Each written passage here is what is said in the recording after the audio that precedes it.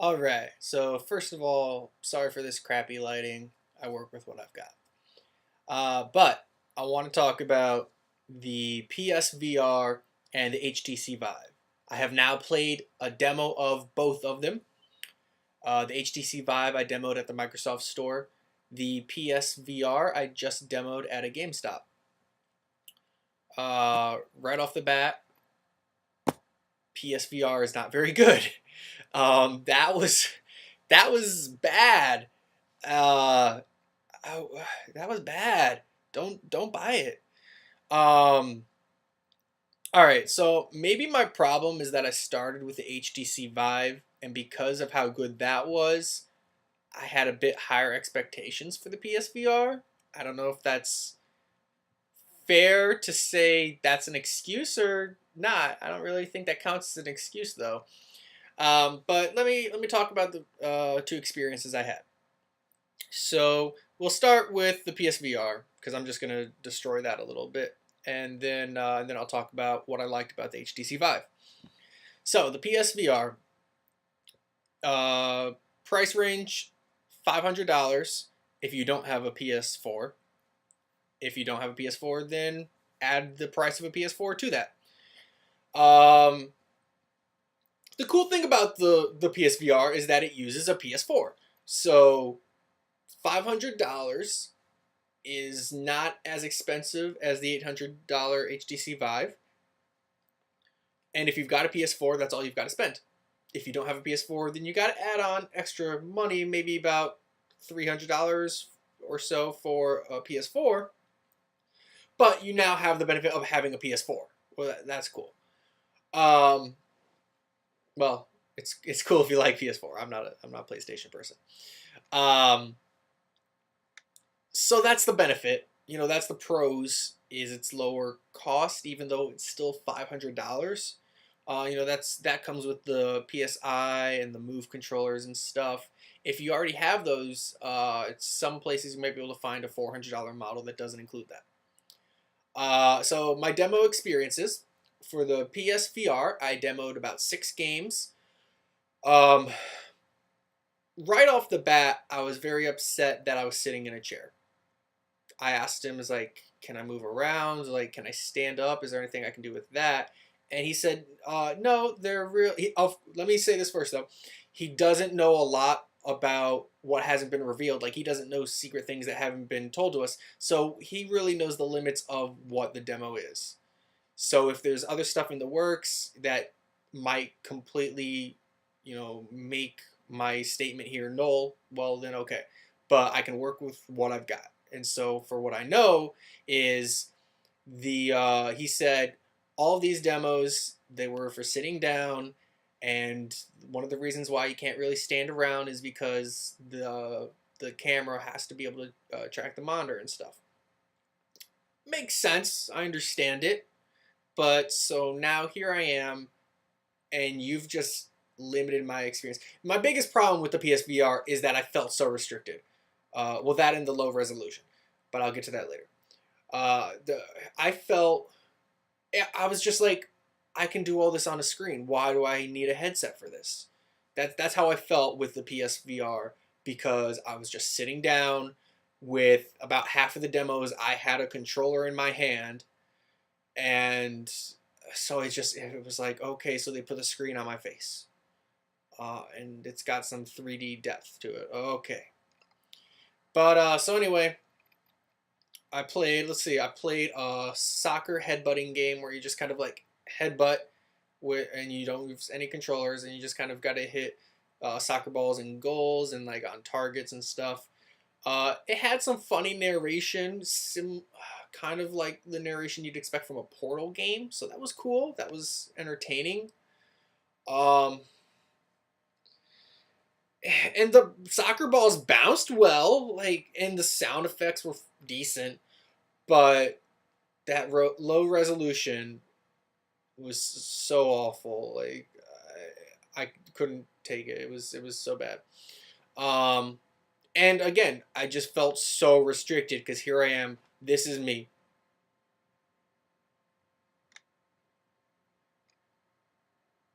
That was that demo. So it wasn't that good. It was a demo to show off how VR works. It wasn't like a game. And then there was a what's the next one I played? Next I played like Valkyrie, I want to say is what he called it. And you're basically, it's a flight simulation kind of thing. You're going around and you're shooting things in space, and you're in a spaceship jet, like fighter jet. Um, Similar to what you would expect. Like what I just described, imagine that as a video game. It was that, except you have a headset on. So you're in your cockpit. Um, I'll say with that, and with another demo I tried, which was a tank game where you're basically in the cockpit of a tank. They felt very much like a blend of a video game and what you would see at like Disney World, where you go and you sit in the room, and then it's got a screen, but it does have a little things around the screen to like little robots to talk to you and stuff. Like the Disney World has a Star Wars attraction like this, where like C-3PO talks to you. He's standing right there and he's talking to you, and you're kind of in the cockpit, but then there's the screen. That's what it felt like, except it was playable, and no vibrations or movement. So it was very railed. So like if you like rail shooters, I guess PSVR would be good for you. I don't really like rail shooters that much. Um, they're just they're not fun enough for me. They're fun for like 15 minutes. So anyway, the Valkyrie one, I was shooting people. I was like getting kills. It's like, oh, okay, this is cool. And then that one though, I could definitely see a lot of people getting seasick, or like movement sick, I guess. I don't know, whatever you call that. I don't get that, so it doesn't bother me. But like I know my mom does, and no way we should be playing that, because I'm spinning upside down and stuff trying to track these other planes to shoot them. A lot. I'm telling you right now, a lot. If you get motion sickness, that's the word. If you get motion sickness, you're not going to be playing that game. But what I did kind of like was, as I was playing, I guess some explosion happened. I didn't really notice it. One of the downfalls of a VR game is you aren't always looking at what they might want you to look at, because you're doing things. Like I was killing jets and some explosion happened that I didn't see. And so, anyway, explosion happened. My screen kind of cracks a little, and like in my cockpit, I can see some smoke going and stuff. I was like, oh, that's kind of cool. Give me some atmosphere inside the cockpit. So I liked that. Then they had what seemed to be their best demo, was like you had just recently robbed a bank or something, and you're just driving and you've got a gun and you're shooting people chasing you. By the way, for none of these games, to be fair, HTC Vive too, none of these games have any kind of story to them, really.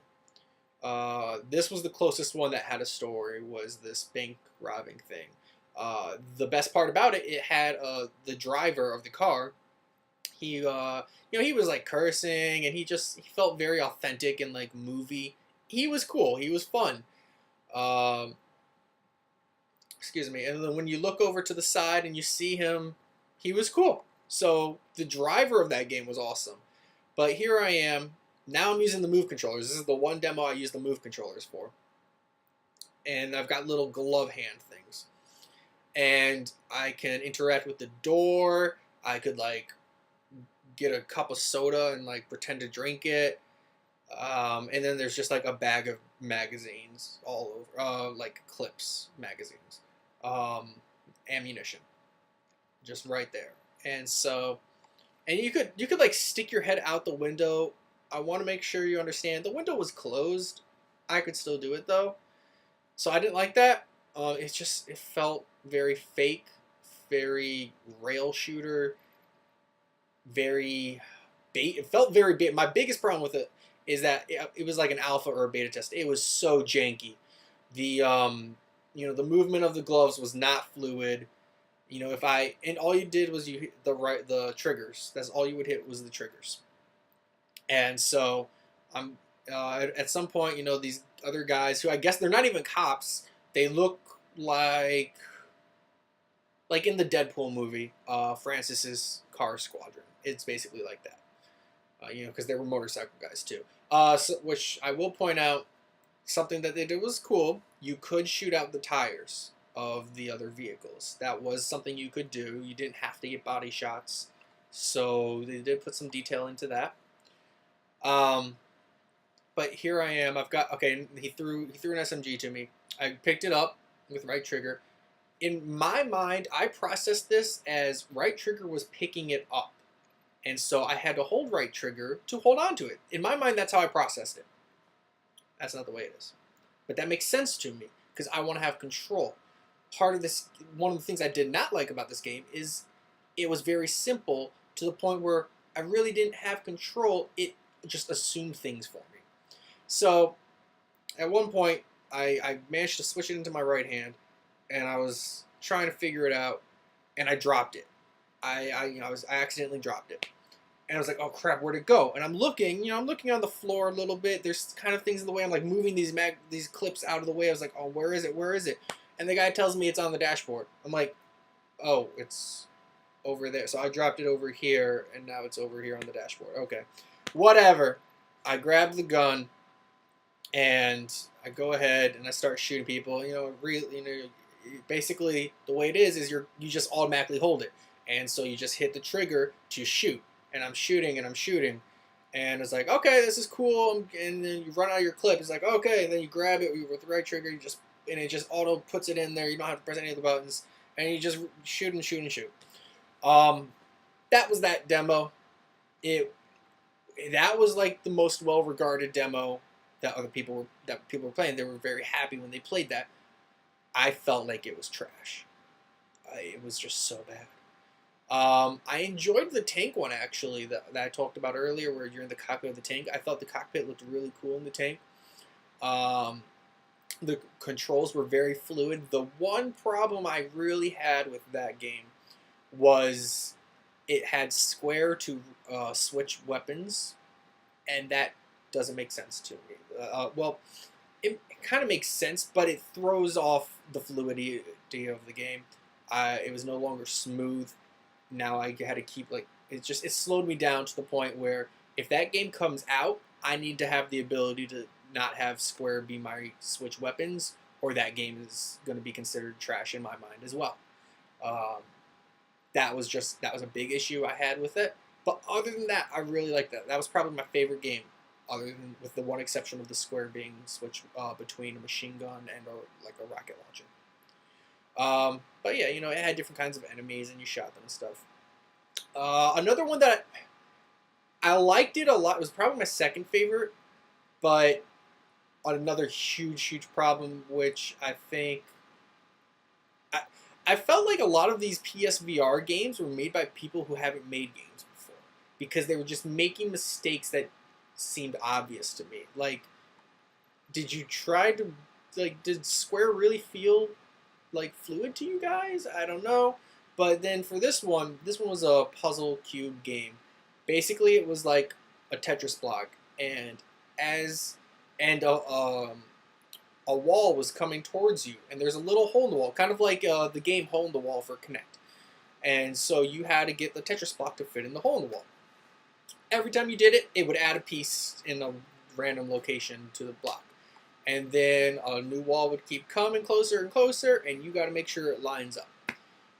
The problem I have with this, I had to like bend over and look around my current block, my Tetris block. I had to look behind it to see the wall. If I looked right at it, the wall, it's right behind it, and you can't see the hole. It was the dumbest thing. Why did you not just have it at least come down from the top for 3 seconds, so I can, for 3 seconds, feel comfortable and look at both the hole and my block at the same time? But no. Instead, I just had to keep like looking. Okay, that looks good. But that was so inconvenient. That makes no sense. You clearly have not made this kind of game before. Which, I mean, makes sense. Yeah, of course you haven't you made a VR game before, but that seemed very clear to me that you should have had it so I can see them both easily. That makes sense to me. I don't know how this is something that got overlooked. But other than that, those were my two favorites. Was the tank and then this puzzle one. This puzzle one was kind of fun. The headbutt one was dumb. It was just a demo thing though, so that's what it is. The gun one, bank robbing, had potential, but it was just way too janky and too glitchy.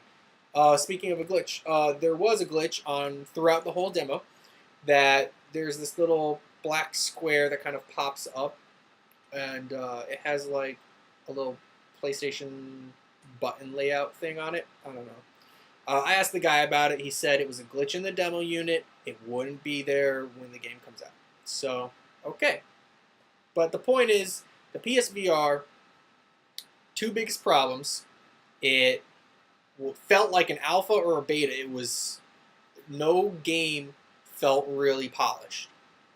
And then the resolution was so bad. But then, okay, actually three things, because, yeah, it felt unfinished, the resolution was horrible, and then I felt so sitting down. Like, I didn't have any freedom.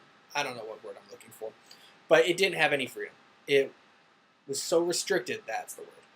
It was so restricted that it wasn't fun. Like, why am I going to spend an extra $500? For me, that's a lot of money. Now, money is subjective. I don't, if $500 is, okay, whoop-de-doo, $500, I'll spend it to try this toy out, then good. Go have fun, spend $500 and try this toy out. But for me, I am not about to spend $500 to have a slightly enhanced a way of playing. Although, that being said, I probably am going to get the Scorpio. So, again, everyone's got their own version of value. But I felt like the screen was just on my face. It didn't feel very 3D. It was not very fun. Now let's move on to the HTC Vive. That I very, very much enjoyed, and I want to play that again. I only had 3 demos. There was another demo, like a Shark Tank demo, but because I played something similar in the Vive, I was like, I don't even want to see it. I watched someone else play it. It looked fun, but because of the resolution being better on the TV screen for me to watch than in the headset, I was like, I'm perfectly fine with just seeing what this person just played. I do not want to play this. But now onto the Vive. The Vive had 3 demos. It had, you were on a sunken pirate ship, and you stand there and you watch a whale go by, basically, and some stingrays. But it was really cool. Like, it felt awesome. You have a little area you can walk around in. With HTC Vive, I need to go back and really understand how everything works and how it knows my surroundings. But I had a little square that I could walk around in, and if you get too close to the wall, there's like grid lines, and they do appear, and you're like, oh, okay, I can't walk any further. Makes sense. It's a great way to make sure I don't run into anything. I loved it. It didn't really get in the way of any of the gameplay. Like, I understand I'm in a VR experience, so sure, grid lines helps remind you that you're in a VR experience, but whoop-de-doo. It was a great way to make sure I don't walk too far out of the area. But anyway, so that's one of the things I really liked about the Vive, is I have the freedom to take a few steps. Although you do have to worry about the cord, I feel like the Vive needs to have a way for, get like an IV stand or like a hook on the ceiling or something. Just get the cord above me so I don't trip on it, and have it some slack so I can walk around in my little cube, and that would be great. But anyway, so I'm just enjoying the ocean view. It's some cool stuff, but okay, that's your introduction to VR. The next demo was an art demo. Again, nothing super fantastic though. It was basically, you've got these controllers and you can basically just draw, and it had different kinds. It had like highlighter, paintbrush, like a bunch of different kinds of styles to draw in, and it has a lot of potential. Like, I think a lot of really cool things could happen. So like, one thing I really enjoyed, although like this is something I would play for 5 minutes and be done with, but what I really did enjoy, I made a little swirly thing, and then I actually took a moment and I moved my head around it, and I walked around the swirly thing, and I saw my swirly art piece in 3D. And that was cool. Like, oh wow, okay, so here I am just drawing. But now, for people who are like real artists, that's a whole new level. You have so much new potential. You can think in 3D now. That's awesome. So that was cool, and it was brightly colored. It was very enjoyable colors. Let me talk about the controllers for a second, because another thing that I really liked with the PSVR, it's like, okay, I've got a PS4 controller and I've got the Move. It's nothing fancy, but with the Vive, these new controllers, they're similar to the Move controllers, but it's like if the PS Move combined with a Steam controller, because they've got the circular touch pads similar to the Steam controller has. And so in game for the art one, because I didn't have it for the Ocean one, but in the game, in the art, on my right hand, the wheel turned into a color wheel, and I could choose the color of my ink. And so just with the thumb, I just like, all right, I want this color, this color, this color. And then on my left hand, it felt almost like an iPhone. I can swish it to the side or left or right or up or down or whatever, and it gives me different options like, do I want paint splatter? Do I want the highlighter? Do I want blah, blah, blah, blah, blah? And it was basically a screen, and then I take my right hand and I click on the option that I want. Like it's got like 9 boxes or whatever, and you choose one of them. And so that was cool. Not a great fun game that I'm going to play a lot, but it was cool. And then the one that really sold me, though, it's called like Space Pirates. I hope that's a working title, because there's nothing piratey about it, so it's a dumb name for it. I love the names Pirates. I love pirates, but it doesn't fit for that game. But that doesn't matter, because this game was awesome. So both of my controllers are now pistols. If I reach over with either one of them, if I reach over like my back, like I'm grabbing something, and then pull it down, now it's a riot shield. So I had a riot shield and a pistol, and then these little robot floating heads from Flubber come out, and they're starting to shoot at me. And I'm just blocking. I'm like, pow, pow, pow, pow, pow, pow. I felt like an action hero. It was amazing. And that is the freedom I had. And I didn't really do this because I'm not used to VR yet. But the lady was telling me how I could have moved around more and dodged more. And I need to try that some more. But so I'm going like, pow, pow, pow. And so like these little heads, they move around. And so you can't look at them all at the same time. And so I just had my shield on my left side, and I had it where I generally knew they were going to shoot at me, blocking my body. And then I'm just like, pow, pow, pow, pow. And while I'm doing this on my right side, I feel the bullets hit my shield. I feel the vibration in the controller. That was awesome. And so that demo blew me out of the water. That was so much fun. So for me, it's no contest. The PSVR, it felt so limited, so restricted, low quality, that the HTC Vive, if you're gonna do 3D VR stuff this year, you've got to go with the Vive. I haven't tried the Oculus. I don't know. Maybe the Oculus. So I don't know. The only reason to go PSVR is for the price. And like I said, value depends on the person. The HTC Vive is like $800, which is insane. I'm sorry, I love the thing, but I will not spend $800. But don't forget, $800, and then also have a PC that can run it. So I don't. I have a 2007 MacBook Pro.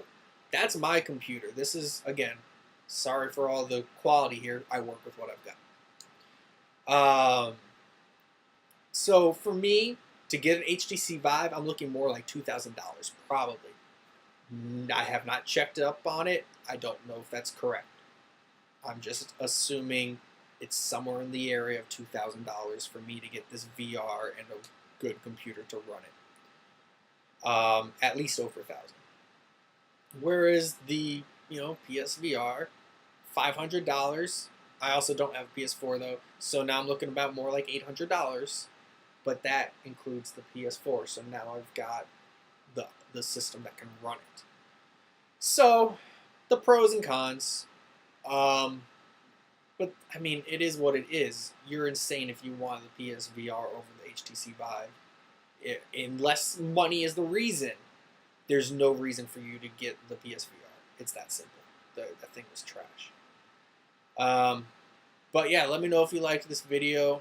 I'm sorry it was so long, but I'm trying to give my review on it. I wanted to let you guys know. Also, so I spent maybe about 15 minutes on the HTC Vive. Because of how many more demos there were on the PSVR, I spent at least over half an hour on that.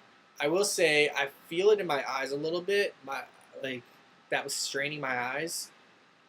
So I really do want to. I hope to just kind of get some consecutive play sessions going on with the HTC Vive, and I want to see if I can feel it in my eyes after like half an hour of that as well. Because that's another big thing with all this VR. It's gonna burn out your eyes. It's like the I'm blanking on it, but the old 3D thing that was like early 90s that like destroyed everybody's eyes. But yeah, so let me know in the comments if you like this video. If there's any questions you have, send them to me, and I'll try to respond if I have an answer for you. But yeah, thanks for watching.